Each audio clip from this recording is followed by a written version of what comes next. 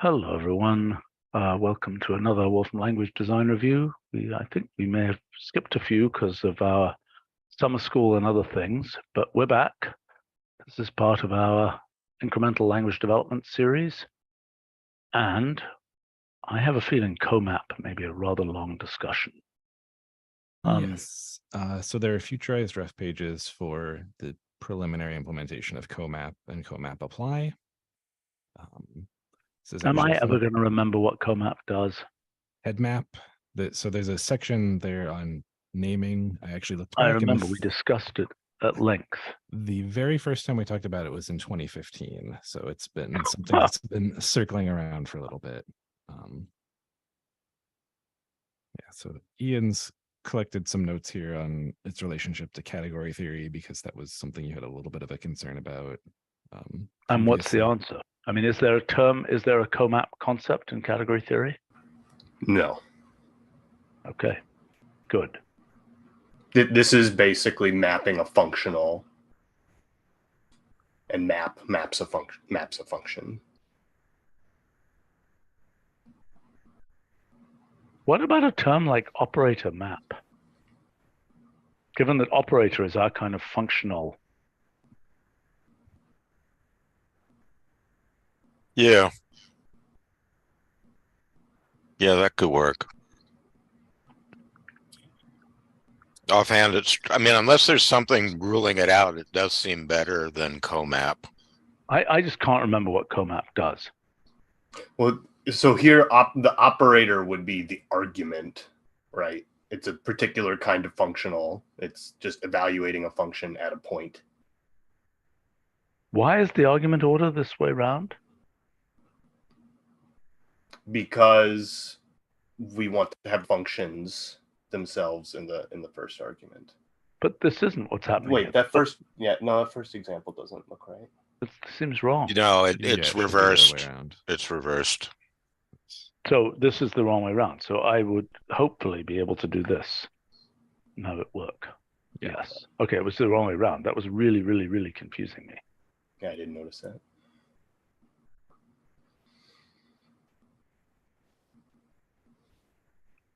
So what are our other functions that do, we talk about the operator form of things, but what are our names for? We don't really name the operator forms, do we? But that's yet again different. I mean, an operator form for us is something where everything's packed in the head, so to speak. We have the applied family to Yes, do some of those. Does this have a one argument form? Yes. It has an operator form.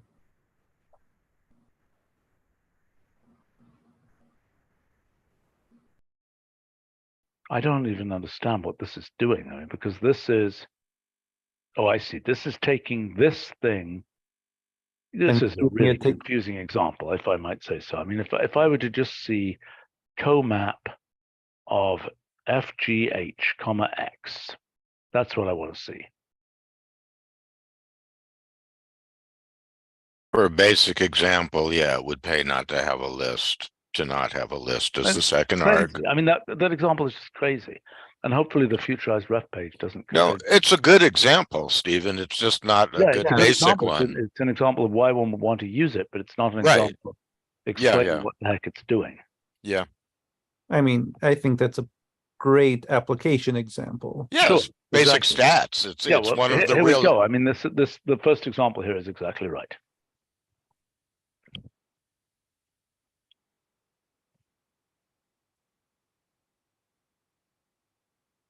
Yeah, I mean, these are not bad. Can you update your documentation? This is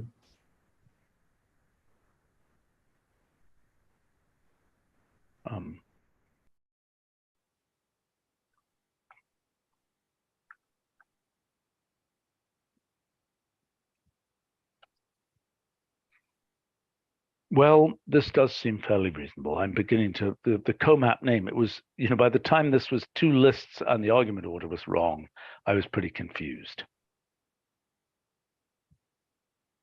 But this is making more sense to me. I'm still thinking though, operator map might be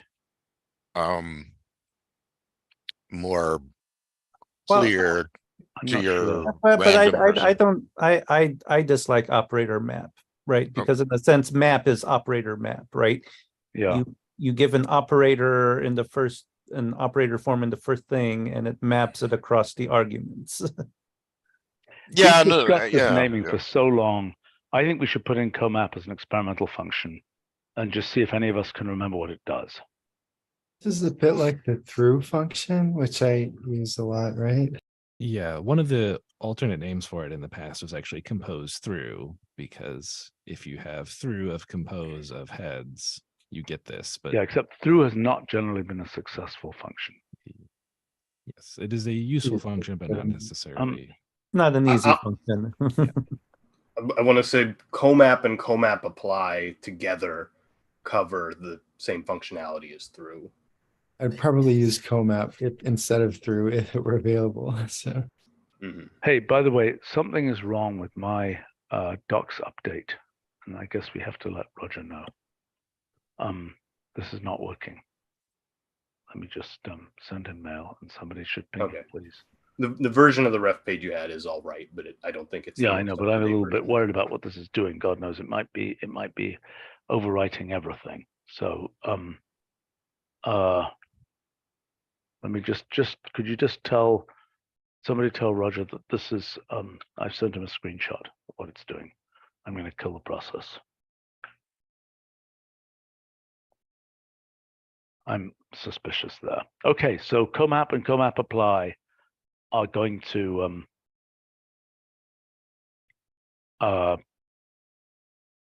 let's do it. Be experimental functions. That wasn't so hard, was it? No. We got rid of that topic quicker than anybody would have thought. We Yeah. can actually Well, probably jump to the third section here, since we have Michael for somewhat limited time, or if you really want to talk about GeoIntermediate. well, I mean, it might be easy. Let's take a look.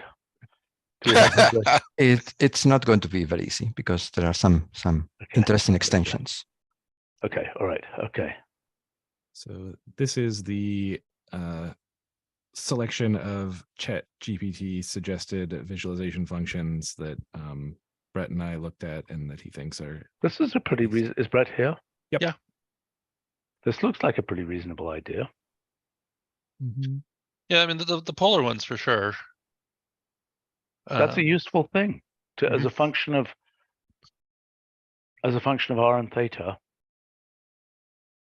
I mean, you can do it, can't you, by what do you actually need to do? You need to do a region function. What the heck is that weird branch cutty type thing? It's probably an artifact of something. I'm not sure. It's a branch cut. From the arc tangent, the cut. Yeah. Right. Well, that's a good reason to have the function, so it doesn't have stuff like that in it, because we've actually figured it out. Mhm. But I'm going to ask the question. So what would I do in this case? In the case of like a Bessel function thing, the whole point is I can give the coordinates. I mean, so yeah, it does seem like a reasonable thing to have. Any objections to this one? No, I think No, it's a I think very so. useful one.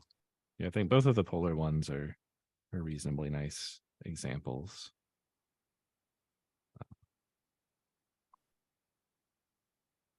So I don't know what a polar histogram is, unless it's, why wouldn't this be like a different view?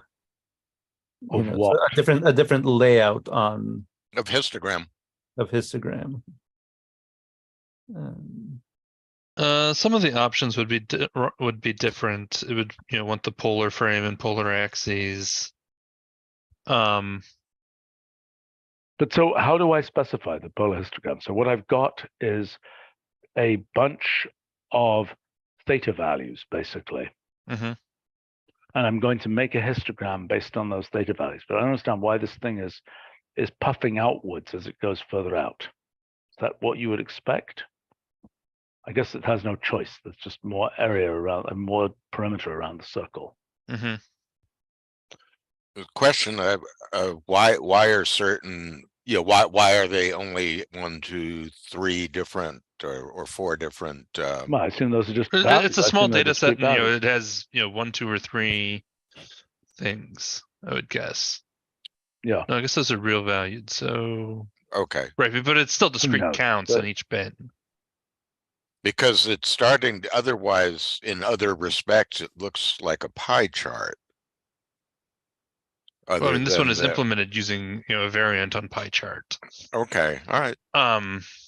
But, Yeah, this but I isn't mean, a sector proper chart, the whole point is that implementation. you're being thrown a bunch of theta values.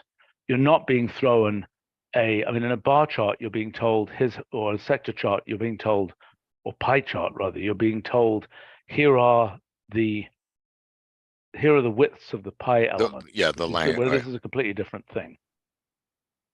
Okay. This does seem reasonable. I think it's going to. This is a bizarre use of AIs. What a strange use. I think it's going to be difficult to see zero values. That's a good point. So I wonder whether this should start with some fixed radius. Well, maybe that's an option. I mean, it's certainly possible to do something like that. Well, negative values, you're toast. It's a histogram. You can't have negative values. Well, good point. But wait a minute. Zero values then are likewise just gaps like this, right? Mm-hmm.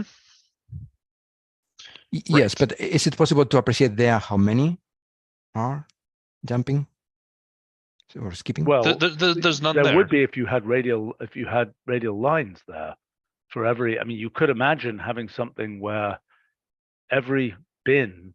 I mean, I don't understand why these bins are of different widths. That doesn't make a lot of sense to me.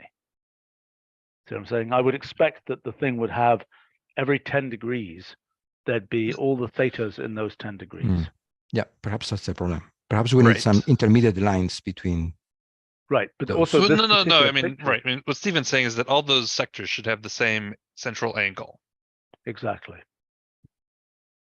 Right, at which point you can kind of see there's a gap of that size, just like you could see on a standard histogram, you could see, oh, there's this region of the x-axis that has nothing in it. Mm-hmm. I think that will solve itself. And I mean, there's a separate issue which we don't tend to need to have in an ordinary histogram, and I doubt we'll need here, which is kind of separated lines between the positions of the different bars. You don't need that, and I bet you won't need it here. This is just a bad example. Right. Mm-hmm. Yeah, the reference examples are maybe easier to look at. This was just something I happened to have that was doing effectively a polar histogram.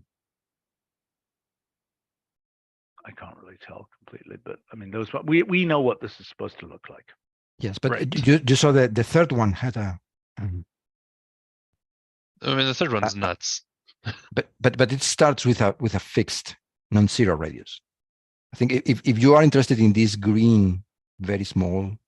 I see. Sets. I see. I see. Because your point is that by the time you're down here, these things are very tiny. Exactly. Yeah. Yeah. So probably we want something called, I don't know, origin radius or some such other thing. We already have sector origin. What does that mean? It does pretty much exactly what Jose is describing. Okay. You know what? Can you see the fact that that silly raft is running away from me again? I keep on objecting to the same thing. Can we make sure this is covered in the user assistance meeting? Okay. Yeah, we'll make sure Carla passes that along. Oh, wow. Look, those are old colors. What? Oh, yeah. That's an old styling. That's the original V7 color scheme for sector chart and pie chart. So you mean if I run this again, it'll be different? Is it better now? Oh, anyway. Okay, but this is the sector origin. Yeah, I think this is exactly what I was. Yeah, that's exactly what's needed. Mm-hmm. Yep. Okay. Should this be called polar histogram or sector histogram? Probably polar histogram is more I think polar. fine. Let's go with the bot. Otherwise, we're back here in 6 months where. Yeah, the bot has just made this up 25 million more times. Okay, Sankey diagrams. Yeah. People ask for this with some regularity. We actually have the cousin alluvial diagram in the WFR. What exactly is this? I'm not familiar with this name.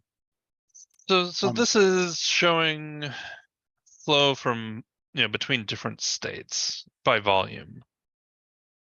So like your left hand, the trendy use for these is, your left, you have like your income, and you have your job, and you have, your parents are giving you an allowance or inheritance or something. And then you sort of show what your income is and where it goes in your expenses, and what you're paying for rent and food and your investments and car insurance and It's a graph. For yeah, your basically. purposes, it's a graph. Yeah. But it's a graph which has. It's a very weighted graph. Right. And Let me look up. bipartite, I guess. Yeah, bipartite. Yes, exactly. Directed and bipartite.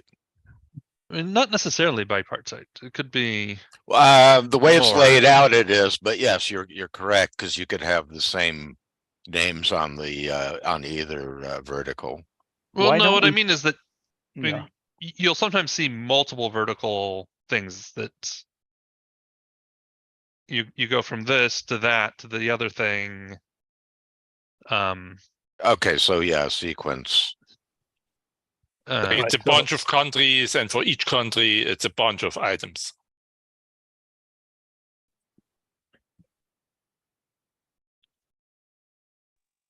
But you could actually consider countries to items to countries in terms of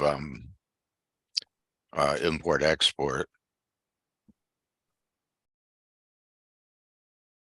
Kind of fun. I didn't know this was since I've just been writing about this, the history of the second law of thermodynamics. It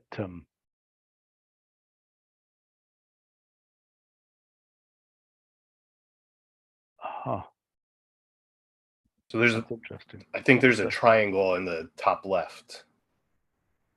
Right? You've got 3 vertices forming a triangle. This is a little different than this. I mean, this is being you still have the property of, conservation of weight going in and weight going out. Yes. Okay, so let's just talk about.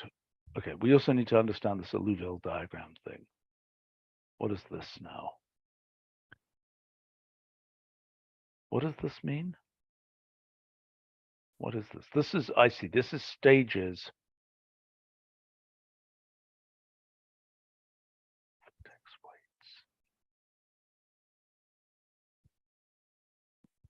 What is this exactly? I don't remember what this is doing.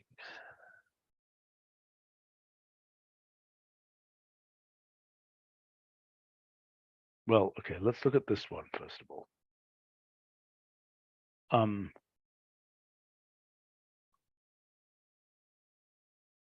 Okay, so what is the proposal here? Is the proposal to use weighted edges or something? I mean, if I run this, okay, and I just say, I don't quite understand. Could I just make a random graph here? I mean, I don't think an arbitrary random graph would work, at least, probably not for that code.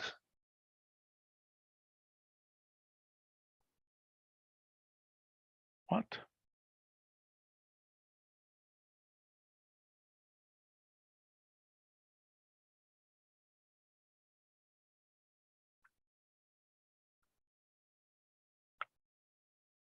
By the way, could somebody report again? Yet again, these stupid messages are going here.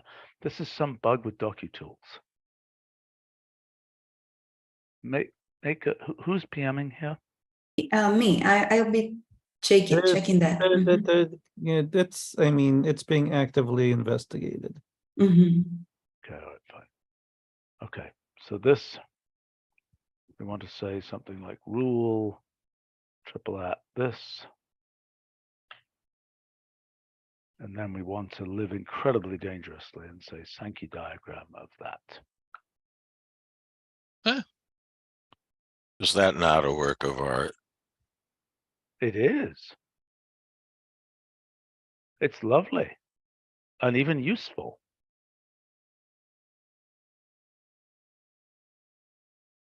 Wow. Yeah. I think the main thing this is missing is as you were saying, the weights or the widths of the lengths. Right, but in this particular case, so the thing we'd want to do is one is sort of histogramology of having, I don't know whether we want to be able to decide whether we merge two things. If we have a 1 goes to 3 and we have two items of that, so to speak. You see what I'm saying? Yeah. Mm-hmm. We might want to merge them either visibly or invisibly. But otherwise, these things here, I would have thought that we should support 3 syntaxes. You know, arrows, edges, direct or undirected edges, and also, you know, something like, because, you know, we've got directed edge of 13.5, for example, which is a weighted directed edge. Mm-hmm. And that would be a really nice thing to be able to have is get this diagram from a graph. But then we should also support the form 14.5, just like that, I think. So that's, you know, from 2 and weight. So yes, exactly. both multi-graphs and weighted graphs. Yes. What happens if I just do this? I don't know. I've never tried this. It will probably treat 1,4 as a vertex. Ah. Oh, no. Well, yes, it did. Yes. Oh no. No, it treated it as an edge. Right.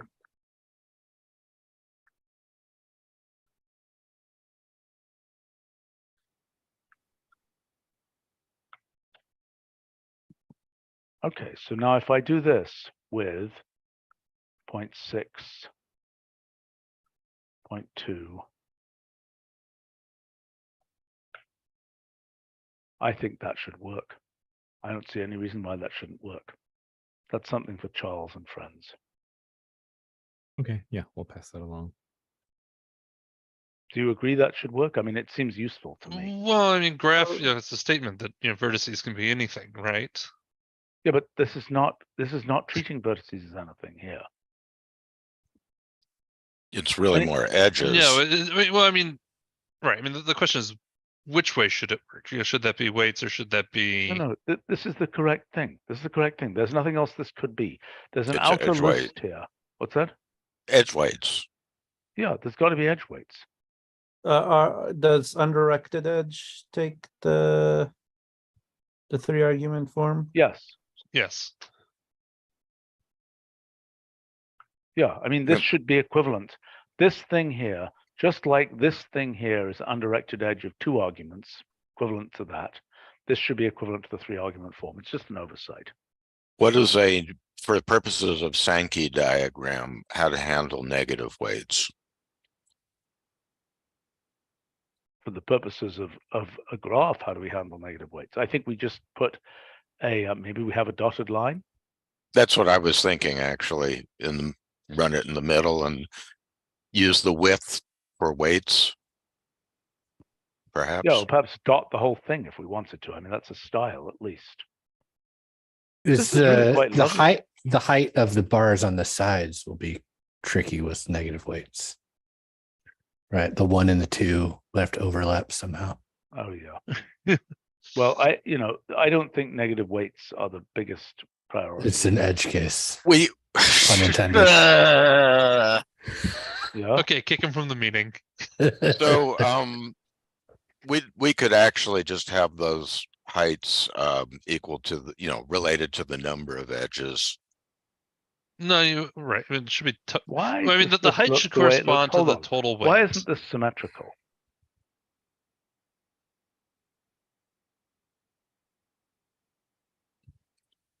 What did you do? Sorry.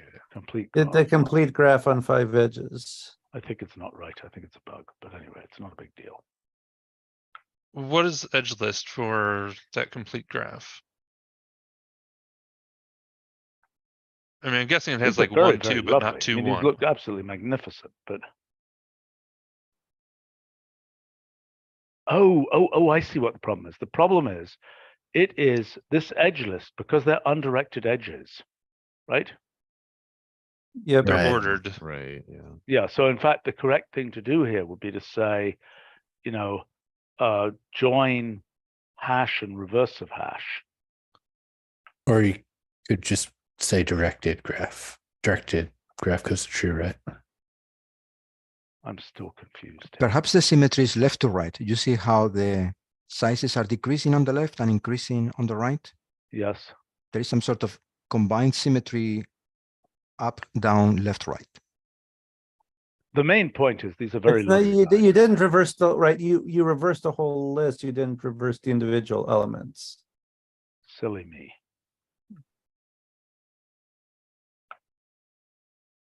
That's better. Yes, that looks. That's lovely.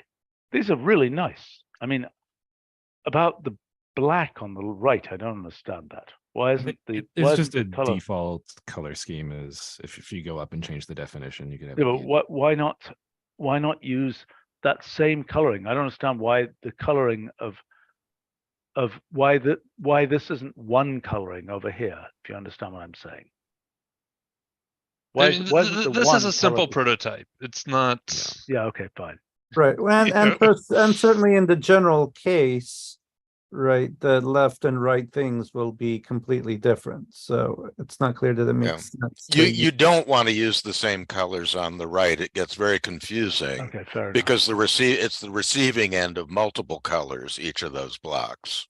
Right. Also, another point is that I think in many cases you may want to, I'm not sure you want to rotate the 1, 2, 3, 4s to be reading this way around, if you get what I'm saying.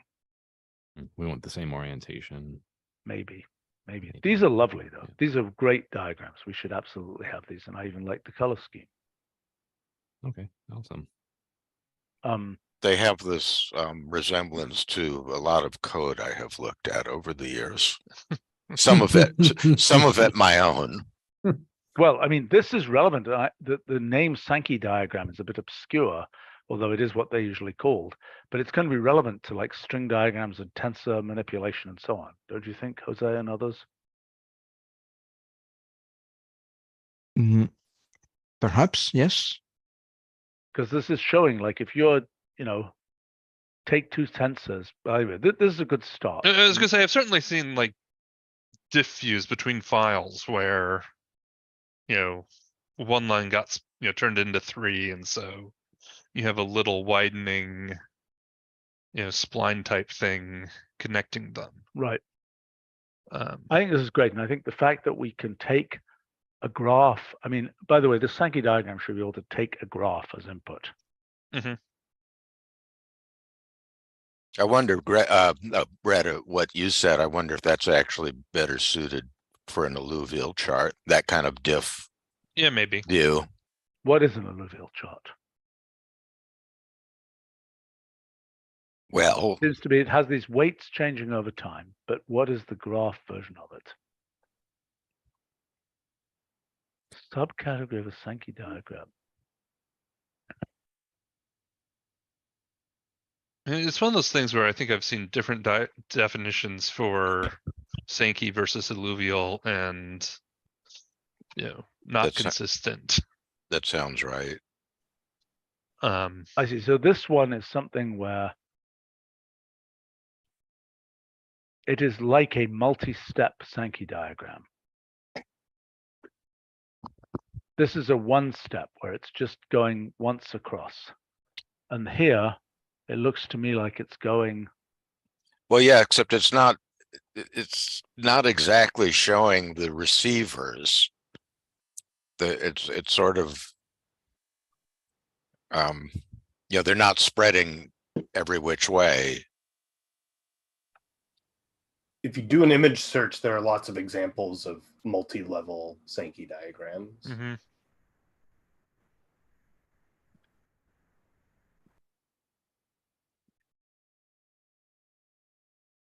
what does that mean? Well, I'm about to find out. I mean, where you have multiple vertical states, or multiple columns of states.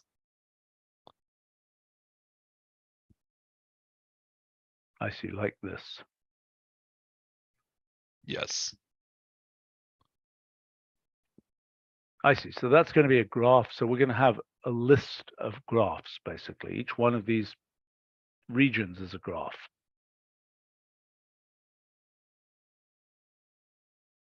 Or this is a collection of edges. This is a collection of edges. This is another collection of edges. Right. It's an n-partite graph, right? Yeah, it's a cascade of, yeah. We should have had these diagrams a long time ago. And by the way, this form of labeling where you're just going into the graph is also a thing we should have. These are nice graphs. We should have had them a long time ago, as I just said.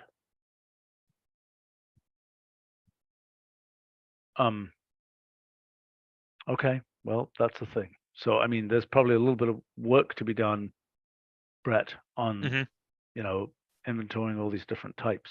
But this is clearly,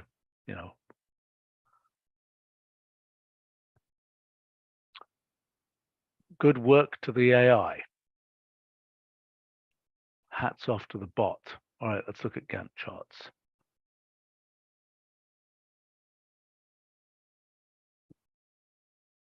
Yeah.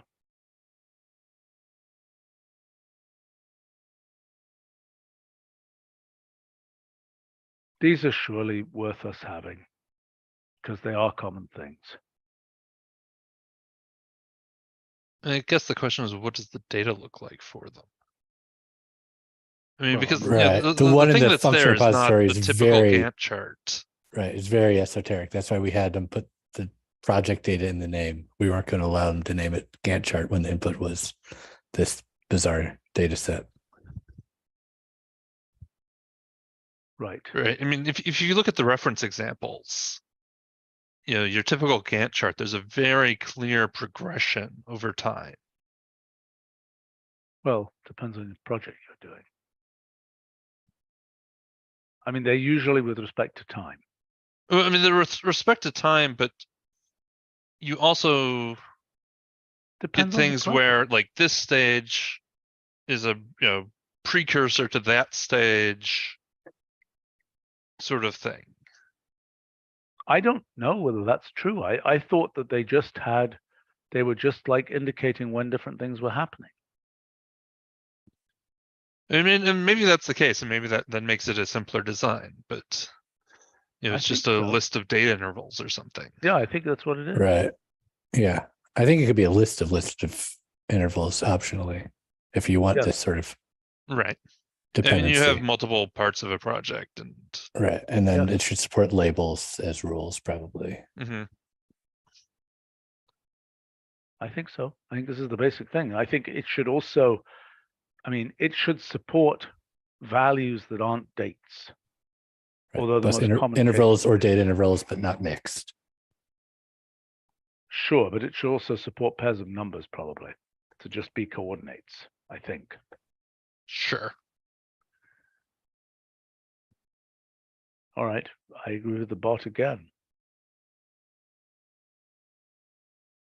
All right, what's this? I don't think we need Pareto. Well, I mean, who knows? I mean, the bot suggested it, so. But we've had a version in a package for a long time. Oh, Pareto principle. You're plotting the outer hull, so to speak. No, that's a different thing. That's Not, not. that's not, the not, No, no, no, not, no, no, no, no. I mean, Pareto principal plot is completely different from Pareto plot. Okay, what is Pareto plot? Is Pareto plot? It's a bar chart with an accumulated line plot. I don't think we can. I don't think so either. I mean, that will be a fine WFR, but at most that. And I think poor Pareto would be horrified by what people have attributed to his name.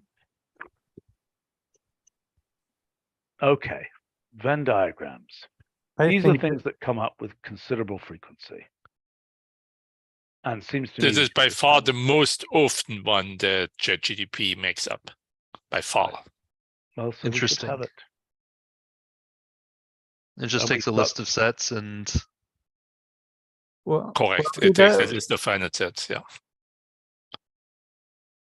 Right, which is not what we're doing here. What we're doing here is symbolic. I don't understand what it is. Oh, so it won't be the circles, it'll be. I mean, it'll be circles for one or two things. I mean, two or three things. And then All this weird stuff. Right, so I don't understand what the inputs and outputs are when you start talking about finite sets. I mean, right? it should be union and intersection, I would have thought. I would Not and assume and what it or. would be is that So it It gives will the sets A, B, C, D, and the sets are a list of elements. Right, but then what is it showing? The This is like a colored Boolean. area, yeah, It's just like a characteristic function, right? The things that are included. Who intersects with whom? Well, okay, Michael. but let's have a concrete example. that's still, yeah, I mean, I know what a Venn diagram is, but a Venn diagram is just a representation of the possible inclusions and exclusions. It is not the data dependent. Well, this is an example there. But, Where- but those are unions and intersections again. Not, the not shape depends on it. Depends on what. Like, assume you have three circles, then there are multiple possible Venn diagrams. The three circles can be distinct. Two of them can be overlapped. The third can be, one can overlap with one. The third one is only with one other one, and all three overlap. There are plenty of possibilities. Well, this looks like a more reasonable picture. This is the ones where this is showing the elements in the set. You know, this is showing the elements that are only in this set. This is showing the elements common to those two sets, etc. But this is atypical because every intersection is non-empty. That's not the typical case. Okay, fine. But that's the ultimate way one would draw it. If one has three sets. right. I mean, Right, okay. and right. I mean, there's nothing to prevent, right, that if that C were moved to Exactly. a section, then yeah, then- you'd have an empty intersection and you can still depict it this way. It's clear enough. I Right. think I this mean, is not so- what so- people want. Well, Okay, what do they so- want? How do they want to how do They they want don't to show the thing? display empty sets. If it's empty, they don't want the intersection to be shown with a finite area. How do you So- do that so- though? You How do you do don't. that? You can't. Of course you can, you just cannot use circles anymore. Right. Well, okay, fine. What shapes can you use? Does our Venn diagram function deal with that? You'll notice that everyone there pretty much seems to be a circle. On this set Okay, of So images. one approach is to just show, I like this approach here. This seems like a good thing to do. You know, you could imagine flags here, you can imagine all kinds of things here. Well, okay. I think that part of the issue is that we have two different uses for Venn diagram. One is, a Venn diagram of some symbolic logical operation. A union B intersects C. Yeah, whether Which is what's things are in the labeled. notebook. Yeah, I know, but I think that's a minority case. That symbolic Venn diagram is not what people are usually thinking of. Right. And then the other case is where you have sets of concrete elements.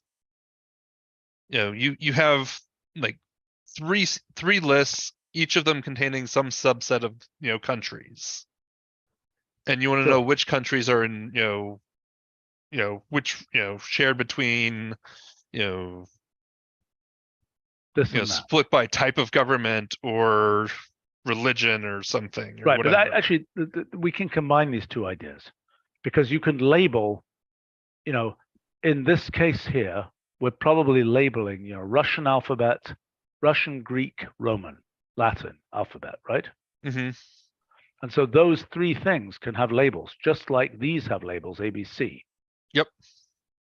So really, it's the same thing. So what we've got here are,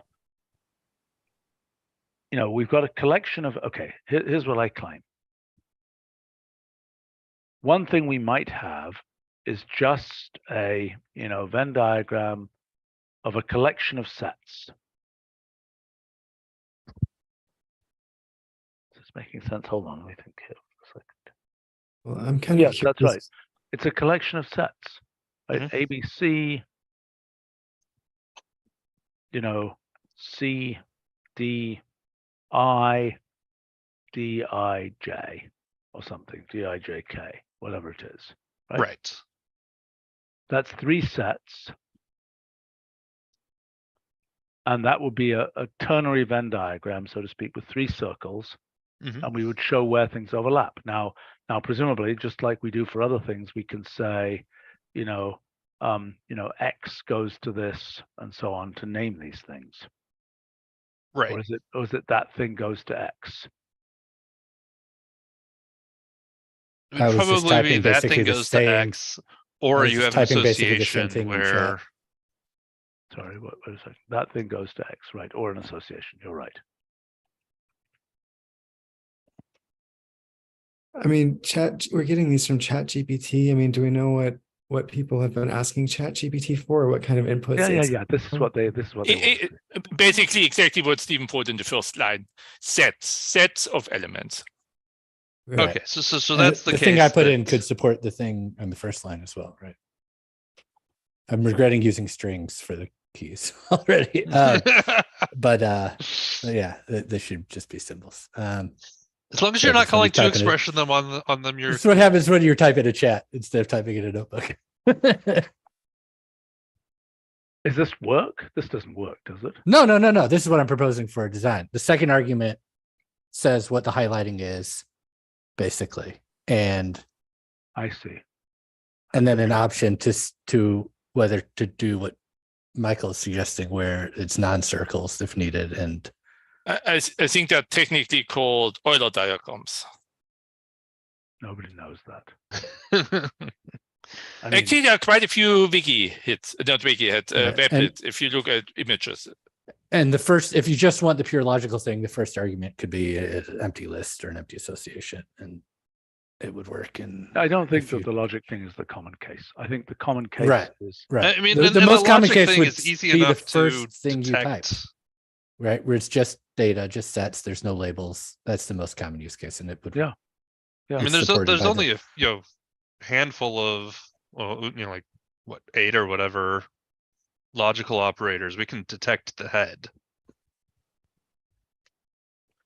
Yes, for that that's okay. But I mean, you're suggesting that I should look up Euler diagram. Yep. What happens when you get to more than 5 things? I mean, how far are we going to go? Can You're out of luck. I think up to 12 is done. Yeah. What? Okay. I think there are papers who do it up to 12. Up to 12 in Venn diagrams? Yeah. Don't you hit the 4 color limit a little bit sooner than that? Like at 5? So well, anyway, Stan Wagon actually has a paper about Venn diagrams. Yeah. And I forget what the condition is. There's a condition under which circumstances you can have a Venn diagram which uses the same shape for all the regions. And it goes way more than 12. But the shapes get really weird. Right.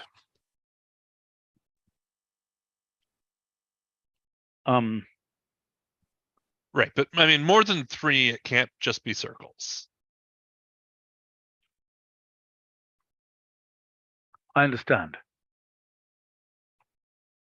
But okay, so we will need some, I mean, the question is, do we have a different head from Venn diagram and Venn diagram? I mean, Venn diagram for more than 3 can't be circles anyway. So the only question is whether we do what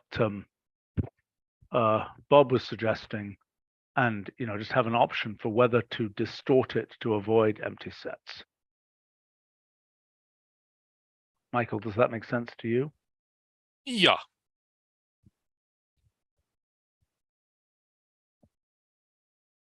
I think we've got a very nice function here. These are good suggestions. I mean, my gosh, these are better than we've had from, I mean, it's like let the bots take over, because these are good ideas.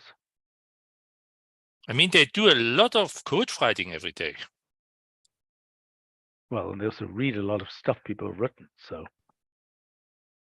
okay, let's get these as soon as we can. These seem like high priority things. Okay, just a second. I'm going to send you a link. Stan's page is out of date. So, just a second. Can I share for a moment? Okay. Well, yeah, no, it's better if you send it to me. Well, it's an image search that came up and the image isn't on the page. So, I'll send you a screenshot.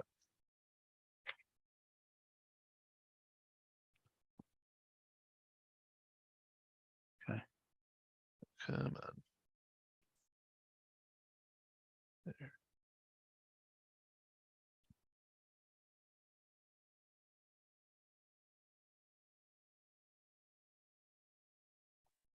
Okay, I sent it. In what form? Email or something else? Yeah, email.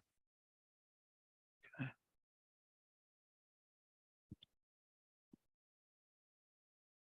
The AMS article has some beautiful pictures. That may be the one. Maybe what That's I probably.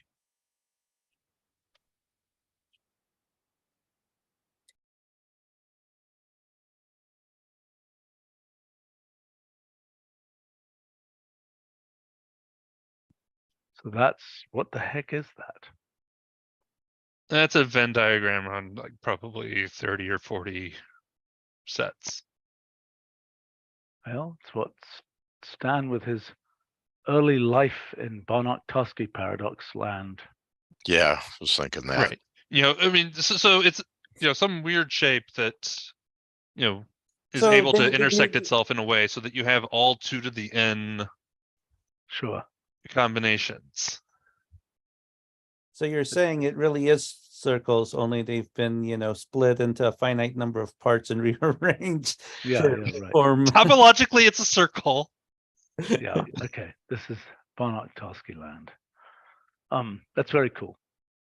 And certainly something we can make some use of. Mm-hmm.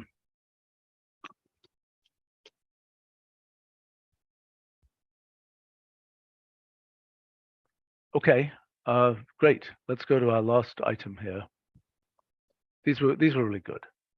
Okay, let's look at GeoIntermediate, whatever on earth that is. Don't you think ChatGPT deserves a raise for that? Already pretty expensive. But GeoIntermediate is also from ChatGPT. Yes. So it started with GeoMidpoint. Oh dear. And we decided to add an argument so that it would do interpolation from 0 to 1. And so I'm proposing that before we do that, we do a little extension to GeoDisplacement so that we can multiply it by numbers. And this is implemented in the X kernel. Multiply the displacement by numbers. Yes, so displacements cannot be added. So there's not a full algebra of additions of GeoDisplacements because they depend on where you start. I understand. But you can multiply them by numbers. So that the number would not change the direction for positive multiplications. They would change the distance you traverse. And if it's a negative number, then they So it's like yeah, I see. I mean, there is a vector addition where you could say, transport the base of this displacement to somewhere else, isn't there? Well, the base is not in the displacement. The displacement only knows how much to traverse and in which direction. Then we have geodestination to give an initial point. But And there's an initial geodestination. point right there. I mean, well, you're saying this is then disembodied. This is merely the displacement vector. Exactly. It computes the displacement from here to London, but the result doesn't have neither the position of here or the position of London. I see. Okay. And now with geodestination, we could say geodestination of here and that geodisplacement, and we would get back London. Right. So But an if it's easy way. 0.5, it would give us the midpoint along that line. Exactly. Yeah. So now there is this function geointermediate, which would be GeoMidpoint with t equals 0.5. We have that now. No, in the X kernel, if you evaluate that definition, then it works. Okay. Okay, but what are you proposing? You're proposing. So I'm proposing that we extend the geodisplacement to be multiplyable by numbers, and then it's very easy to create. But do we need the function geointermediate? I think so for what comes next. So what are those numbers? Are those like a distance and angle with respect to a line of latitude? Or Sorry. No, geodisplacement takes a distance in meters and an angle in degrees from north, clockwise. from north? Okay. Yep. That's a convention in geography.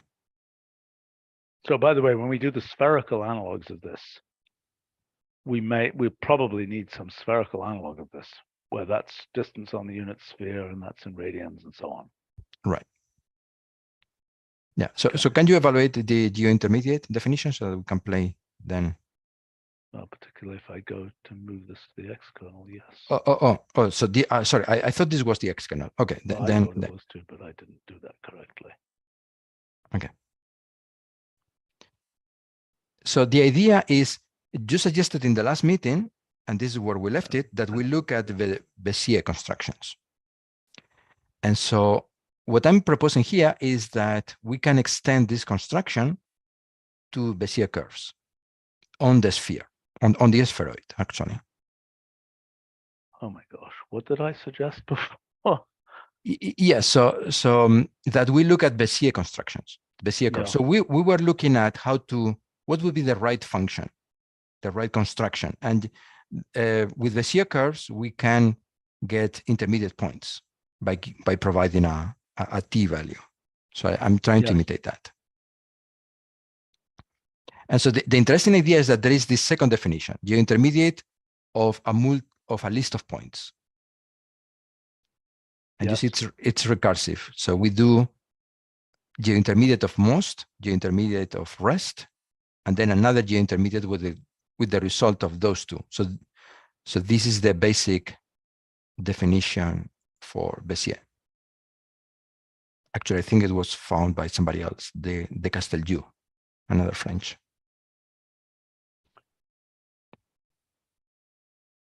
Let me see if I can't evaluate these.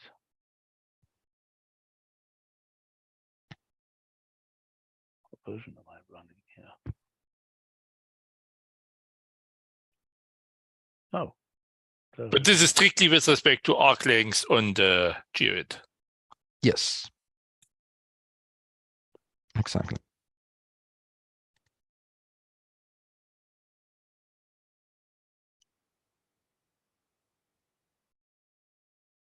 So is this going to, what the heck? What do you do if the geo positions have different heights? So so that is a way of getting the point at fraction t. Yes, I see. So now the thing is, if we had 3 points instead of 2 points, then we could do some sort of Bézier construction. And you see, it starts at the first one, it ends at the second one, but it's doing some sort of quadratic interpolation in that case. Because But you it have didn't hit the second one. It didn't hit the second one. it didn't. It just the last one. Sorry, I'm counting 0, 1, 2. So Yes, the first and the third, I should have said, yes. So this is the basic idea. If this was a Bezier curve. I think this will confuse people. Why aren't I think we just people would having it expect go this down- goes along the path. Yeah. Why don't we want it to go along the path? I'm just trying to imitate what Bezier curves do. I mean, Bezier curves do not go through that intermediate point. Why did we ever? Okay. Because Bezier curves don't go through points. No, I know that. I know They, that. But they go through the first and the last. right. But why do we want that for these geo-intermediates? I don't understand that. So the geo-intermediate function takes 2 points in the first argument, right?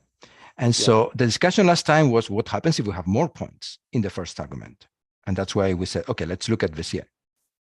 And so what I'm saying here is that I found this way of generalizing Bezier from the plane to the ellipsoid, and it has the same. I think that's magnificent, but I think, as Michael says, it's utterly confusing to people. Okay. I We mean, can keep it with 2 points. Yeah. Well, either that or go along the paths. But to go along the path would be what the black curve is doing, just Exactly. geodesics from one to another. And so What's there wrong are with that? the fact that it's not smooth at the intermediate point. I don't know why you want it to be smooth. Why would you want it to be smooth? If this curve had many points and the points were relatively close to each other, then this would be a construction that gets close to all the points and smooth at all the points. Well, I mean, I could imagine that we have some kind of interpolation order-ish type thing for geo-intermediate. So can you go to the last section? Or yes. So here you see, for example, the two situations we have. So we have there 4 points in the black curve.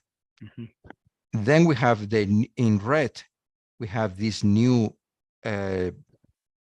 construction of a Bezier curve, and then in blue we have what would be the Bezier curve in flat computations with geopositions. And so if we change the projection, then the red curve doesn't change. So you see it still goes through Cuba, through England, through Finland, but the blue curve is very different. What is the red curve mathematically? It's the Bezier curve computed on the Right, it's the image of the Bezier curve in the coordinate space in real space. Yeah, right. So it's a three-dimensional Bezier curve now projected onto the geo, now projected with the projection that's used for the geo projection. Is that correct? Not really, because it's always on the sphere. It's always on the sphere. Exactly. There's nothing 3D here. It's a computation purely done on the spheroid, but changing from the Euclidean geometry to the spheroidal geometry. Okay. But is that equivalent to doing the Bezier construction in 3D? No.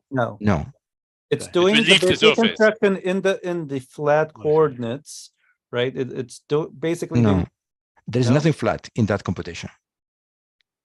It's just there is this recursion, which is the basis of the Bezier construction, and I'm just changing the recursion to be done on the spheroid. But didn't you say that the first one is doing it in... The blue curve contains flat computations on the projected space. That's why it's not geometric. You see how much it changes from one projection to the other. Right. Oh, I see. I'm sorry. I was confused which curve we were talking about. Right. So the blue one is the one that uses flat computation, the standard ones. And that we always had by just using Bezier with geoposition points. But what I'm trying to say is that the blue curve never went through the points themselves. It never went through Buenos Aires. Yeah. But it wasn't geometric. It wasn't a properly computed, uniquely defined curve that is well defined for all projections. And the red curve is. Right. Okay, so this is just a generalization I found while trying to design these geo-intermediate points. So if it's too complicated, we just don't use it think or we should don't just document do it. the 2-point case for now. Okay. Yep. Although, I mean, look, here's a very standard situation, which it isn't really. I mean, what we're really going to want is a plane is flying from waypoint to waypoint on GD6, let's say. Or a plane is flying from this point to that point. Yep. I guess we assume they're GD6. It might not be GD6, but let's assume that. And then at each waypoint, it knows it got there at 1:23 p.m. or something. Yep. So it's going to wind up being a time series, a geo-intermediate time series. I think that's something else. This one is the pure geometry without time. Okay, but why does it have a t parameter? Because it's the distance. It's a fraction, yes. It's a Right. fraction Could of a be distance. sigma rather than t. Yeah. Yes. Oh, I see. This is finding that point. You're making the point. This is. Go ahead. Yeah, it's traditionally called t, sometimes s, but it's basically the fraction between one point and the other. Yeah. Independently how long it took you to get there. Right. Fair enough. Okay. And then there's a separate geo time series.